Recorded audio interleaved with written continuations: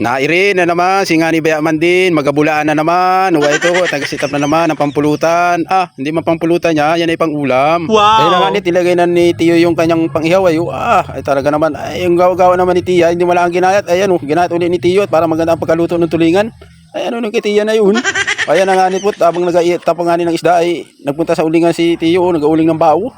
Ay, tambuk na maigi ay nalagyan pa maigi ng baway. Alam na, punong-puno na nga ni ay, awas-awas na nga ni ay, nalagyan pa maigi. Ano na yung kitiyo na yan, baling tampiyungin na.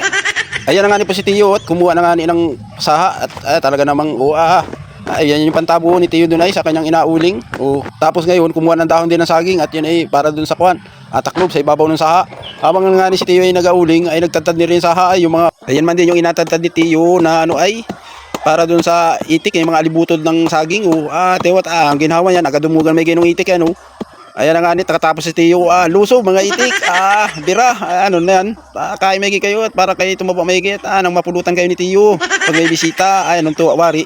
Ayan na po nga nit, binisita uli ni Tiyo yung kanyang inatapan, luto na pala. Ayan, makain na po nga ng tanghalian si Tiyo at saka si Tiya, anong ginawa man din naman, pag ganyan din ang itsura, katalo na.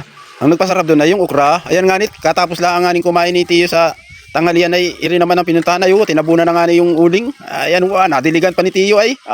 Baka nga ni naman sumingaw. Katapos nga ni namin magtabo ng uling ay nag-pick up naman kami ng nyug ni Ngani Bayaman din ay.